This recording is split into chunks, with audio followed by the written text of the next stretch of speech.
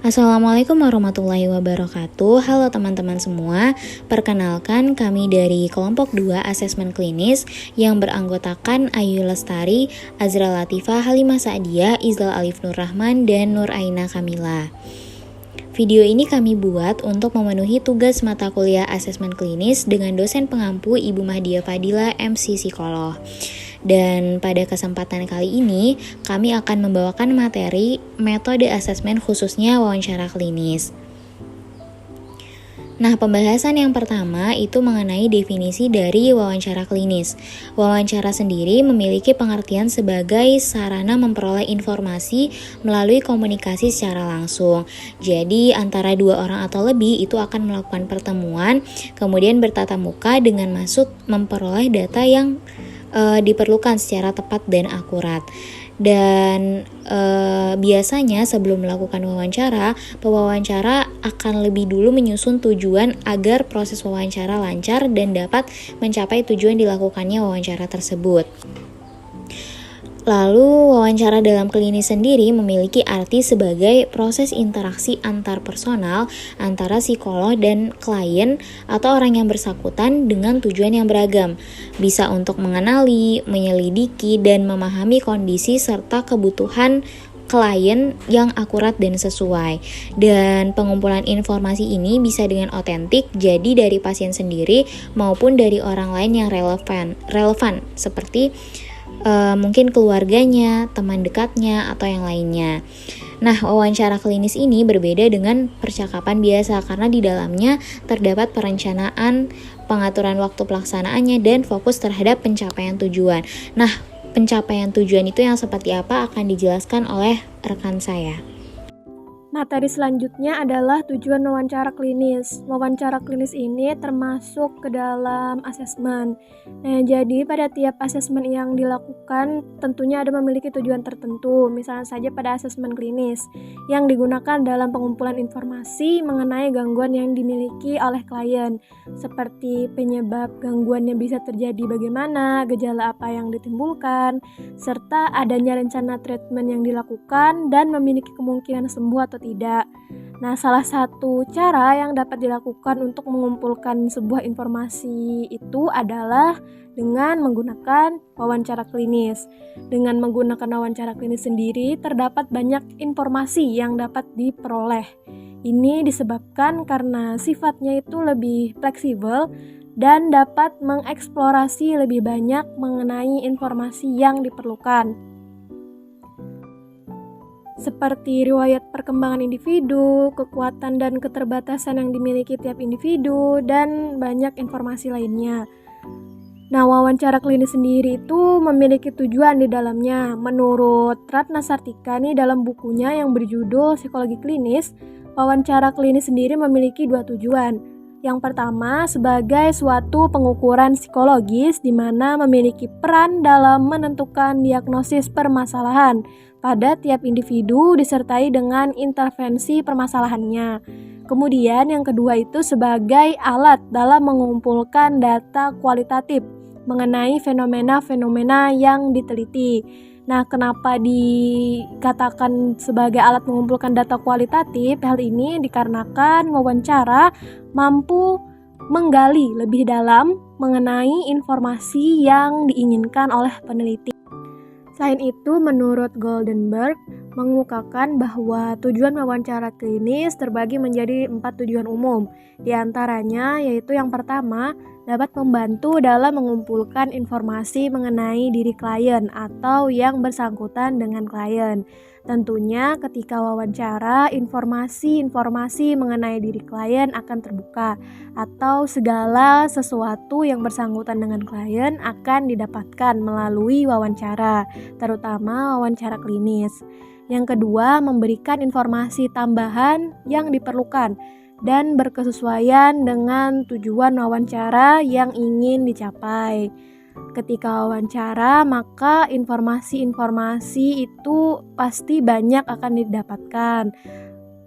Tentunya juga seperti informasi tambahan yang diperlukan akan didapatkan oleh si pewawancara. Yang ketiga, memeriksa kondisi psikologis klien atau menegakkan diagnosis pada klien. Dengan wawancara akan mengetahui kondisi psikologis klien dan tentunya akan mengarah juga pada penegakan diagnosis yang akan dilakukan pada klien. Yang keempat, itu dapat memberikan pengaruh, perubahan, atau modifikasi pada perilaku klien dalam ranah wawancara asesmen dan wawancara terapeutik. Wawancara terapeutik sendiri ini bertujuan untuk mendapatkan kesembuhan dalam diri klien. Nah, dari kedua pendapat ahli di atas, tadi yang pertama menurut Ratna Sartika dan yang kedua menurut Goldenberg, maka dapat disimpulkan bahwa tujuan wawancara klinis ini meliputi sebagai alat untuk mengumpulkan informasi yang mendalam mengenai gangguan atau permasalahan yang dimiliki klien, membuat diagnosa dan intervensi bagi klien, serta dapat memberikan terapeutik bagi diri klien. Ya, masuk ke bagian jenis-jenis dari wawancara klinis. Perlu diketahui terlebih dahulu bahwa istilah wawancara klinis ini dikenalkan oleh Jean Piaget pada tahun 1920 dengan kalimat semi-clinical interview. Nah, dia pada waktu itu berusaha untuk menjelaskan mengenai fenomena anak-anak yang memperoleh pemahaman mengenai konsep Tuhan dan agama. Nah, dia melakukan pemaduan antara wawancara psikiatris dengan pertanyaan tes mental standar. Nah, jadi dulu dikenakan dengan nama semi clinical interview. Nah, di zaman sekarang postmodern, para ahli dan juga psikolog sudah menggunakan wawancara ini sebagai salah satu bagian dari terapi. Nah, untuk metode sendiri ada dibagi menjadi 3, yaitu terstruktur, semi terstruktur, dan juga tidak terstruktur. Nah, semua wawancara pada bagian wawancara klinis terstruktur itu menggunakan pertanyaan-pertanyaan yang sudah terformulasi. Nah, biasanya digunakan untuk diagnostik atau prediksi perilaku sebagai tujuan akhir mereka. Nah, jadi biasanya sudah ada pertanyaan-pertanyaan yang formatur yang sudah dituliskan, biasanya mengenai riwayat-riwayat konseling, riwayat-riwayat penyakit jiwa ataupun riwayat-riwayat penyakit yang berkaitan dengan permasalahan yang sedang dihadapi oleh individu. Nah, sekarang untuk wawancara tidak terstruktur itu memungkinkan klien untuk bebas berbicara dengan respon psikolog yang cenderung reflektif, berisi juga ringkasan dan pertanyaan terbuka. Nah, jadi di sini untuk yang tidak terstruktur itu berbeda dengan yang terstruktur. Itu di tidak terstruktur ini ialah menggunakan pertanyaan-pertanyaan bebas yang tidak ada di catatan ataupun berasal dari hasil improvisasi oleh konselor ataupun psikolog itu sendiri untuk menggali lebih jauh mengenai permasalahan si individu. Selain itu juga bersifat reflektif, berisi juga ringkasan mengenai apa yang telah disampaikan oleh klien dan juga berisikan pertanyaan terbuka yang bertujuan untuk menimbulkan sisi-sisi reflektif itu tadi. Nah, sedangkan untuk wawancara semi terstruktur itu memberikan jalan tengah untuk psikolog agar terstruktur sambil fokus untuk mempertahankan fleksibilitas dalam mengeksplorasi area pertanyaan yang tersedia.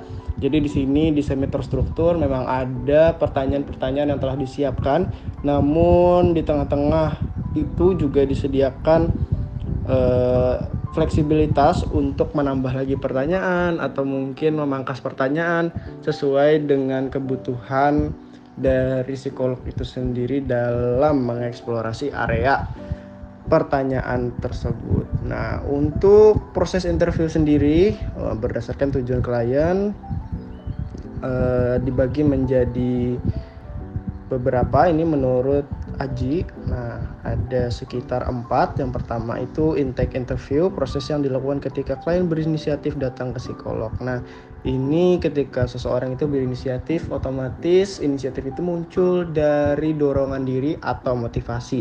Sehingga ketika sudah muncul motivasi dari klien untuk menyembuhkan dirinya, untuk kembali ke posisi terbaiknya, untuk keluar dari masalah tersebut, sehingga itu dapat mempermudah psikolog dalam melakukan pendataan dan memberikan diagnosa atau penanganan dari diri klien untuk menyelesaikan masalah tersebut. Nah, kemudian ada problem referral interview yang dilakukan atas rujukan dari pihak tertentu, misalnya dari kepolisian, pengadilan, dan lain sebagainya. Misalnya untuk interview ketika dia melakukan sesuatu karena permasalahan psikologis ataupun ingin memerlukan kejelasan mengenai sisi psikologis yang biasanya juga diperlukan dari pihak kepolisian, pengadilan untuk memperjelas suatu masalah yang sedang dimiliki oleh klien. Kemudian ketiga, krisis interview, yaitu proses yang dilakukan sebagai upaya preventif agar tidak terjadi masalah yang lebih besar. Misalnya interview yang dilakukan ketika menghubungi suicidal call center untuk membantu menenangkan diri klien. Nah, yang keempat juga interview diagnostik, terdiri dari serangkaian pertanyaan terstandar dan terstruktur dalam menegakkan diagnostik pada kasus klinis. Nah, selain itu, itulah tadi metode dan juga jenis-jenis ketika proses dari pelaksanaan wawancara klinis tersebut. Selanjutnya ada lagi tambahan dari Wirami Harja mengenai jenis wawancara nih, mengenai wawancara status mental. Nah, ini biasanya yang pertama ini wawancara status mental digunakan untuk memperoleh informasi tentang keadaan mental, misalnya penampilan, perilaku, aktivitas motorik, tingkat kewaspadaan, suasana hati, dan lain-lain. Nah, kemudian ada juga wawancara sosial klinis. Nah, pendekatannya mengidentifikasi masalah dengan faktor-faktor penentunya. Biasanya digunakan untuk mengetahui asal-usul dan tingkat keparahan masalah seperti yang diungkapkan dari klien. Nah, jadi di sini lebih luas lagi mengenai penilaian juga dari kehidupan sosialnya. Kemudian ada wawancara yang difraksikan. Nah, wawancara ini memiliki beragam substansi tergantung pada gaya teori dan kepribadian pewawancara. Misalnya seperti yang dijelaskan oleh Sorow nih, misalnya wawancara ini ada bagian pembuka, survei awal, tindak lanjut, pemenuhan kekurangan, serta rekomendasi. Nah, kemudian juga ada biasanya 20% total waktu wawancara dihabiskan untuk survei dari wawancara yang difraksikan ini. Seperti saya ingin membahas masalah yang ada sampaikan saat mendaftar di layanan tadi. Nah, ini dia membiarkan dari klien untuk menjelaskan permasalahannya sendiri. Dan keempat, itu ada wawancara terstruktur seperti yang dijelaskan pada metode wawancara itu tadi. Selanjutnya yaitu teknik-teknik dalam wawancara klinis. Dalam menjalankan wawancara klinis, penting untuk mengidentifikasi keluhan dan resistensi yang muncul. Menurut Otmer, untuk menggali keluhan seringkali lebih efektif menggunakan pertanyaan terbuka agar responden dapat lebih leluasa dalam mengungkapkan keluhan klinis yang dirasakan. Untuk responden yang mungkin sulit memberikan respon elaboratif, penggunaan pertanyaan tertutup bisa lebih sesuai. Adapun beberapa teknik yang dapat digunakan untuk menggali keluhan antara lain: pertama, probing, digunakan ketika responden tidak memberikan jawaban yang jelas. Kedua, specification, memberikan pertanyaan yang lebih khusus untuk mendapatkan jawaban yang akurat. Yang ketiga, generalization, menggali pola perilaku responden dalam rentang waktu tertentu. Yang keempat, checking symptom, menanyakan gejala-gejala klinis kepada responden berdasarkan daftar gejala. Yang kelima, leading question, mengarahkan responden untuk memberikan jawaban tertentu. Keenam, interrelation, mencoba menggali hubungan yang tidak logis dari responden. Yang ketujuh, summarizing, digunakan untuk merangkum respon dari responden yang mungkin tidak jelas. Selanjutnya, untuk melakukan transisi antar topik dengan lancar tanpa menekan responden, yaitu dengan teknik steering, yaitu continuation, mendorong responden untuk melanjutkan cerita mereka. Echoing, mengulang kembali bagian dari jawaban responden yang ingin lebih dipahami. Redirecting, mengarahkan kembali responden ke topik awal setelah topik melebar. Transition, mengelola perpindahan topik dalam proses wawancara. Selanjutnya, teknik resistensi. Ini upaya responden untuk menghindari topik tertentu secara sadar. Nah, ada beberapa strateginya, yaitu menunjukkan penerimaan, yaitu kita harus mengerti terhadap pemikiran dan perasaan responden. Yang kedua, konfrontasi, yaitu mengamati adanya perilaku yang menunjukkan resistensi. Yang ketiga, ada shifting, perubahan pendekatan. Yang keempat, exaggeration, membandingkan perilaku responden dengan perilaku lain yang lebih buruk untuk membuat mereka lebih nyaman dalam mengungkapkan diri. Dan yang terakhir, introduction to bragging, digunakan untuk responden yang ingin memberikan kesan positif kepada pewawancara. Sebelum membahas langkah-langkah wawancara psikologi klinis, bisa kita lihat dulu ada 4 aspek yang berada pada wawancara klinis yang perlu diperhatikan, yaitu yang pertama, raport. Raport merupakan cara seorang interviewer dengan responden saling berelasi dan menciptakan chemistry keduanya. Maksudnya adalah ini suatu pernyataan yang biasanya untuk membangun chemistry antara klien dan psikolog. Yang kedua ada teknik. Nah, perlu diketahui terdapat macam-macam metode wawancara. Dipastikan sebelum wawancara kita mengetahui indikator apa yang ingin dicapai dari wawancara tersebut. Setelah mengetahui hal ini berkaitan dengan penentuan teknik apa yang akan digunakan dengan wawancara. Misalnya wawancara tersebut merujuk untuk menggali insight, maka digunakan metode wawancara yang berupa menggali problem dan dalam alam bawah sadar manusia.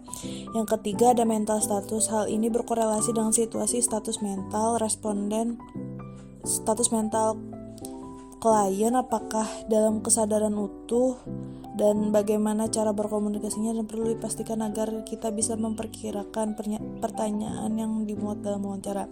Dan yang terakhir ada diagnosing. Dalam klinis pun wawancara untuk mengumpulkan data seseorang berfungsi pemberian diagnosa, meliputi hal-hal yang menjadi kelemahan, kelebihan, dan aspek-aspek yang mengganggu. Maksudnya di sini adalah proses untuk menuju diagnosa pada klien. Maka